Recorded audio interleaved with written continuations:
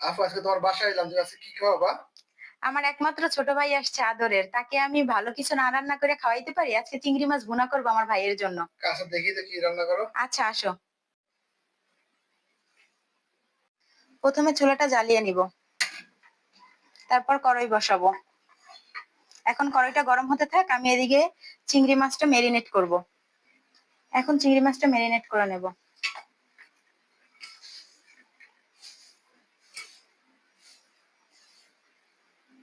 প্রথম হলুদের গুঁড়া দেব,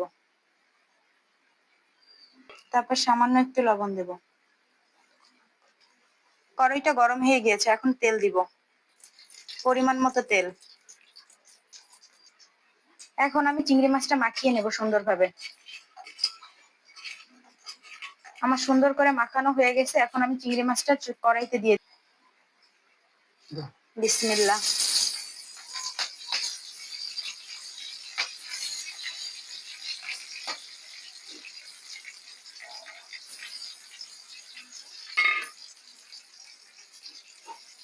এখন মাছটা উল্টিয়ে দিব।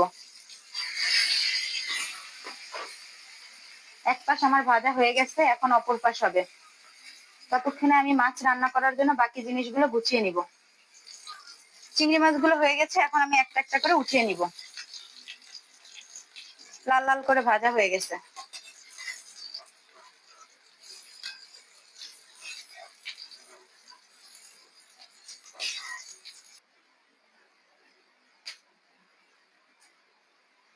এখন চিংড়ি মাছ ভুনা করার জন্য চিংড়ি মাছের তেলের ভিতরে 1 কাপ পরিমাণ পেঁয়াজ কুচি দিয়ে দিব।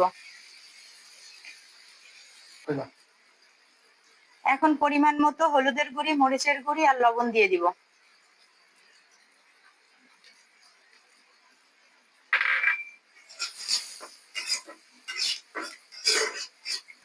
এখন মশলাটা কষানোর জন্য সামান্য পরিমাণে একটু পানি দিয়ে দিব।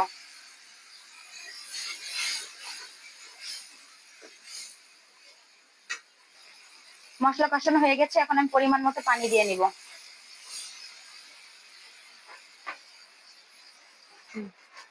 এখন আমি মাছটা দিয়ে দিব। এক এক করে সব মাছগুলো আমি কড়াইয়ের ভিতরে দিয়ে দিচ্ছি।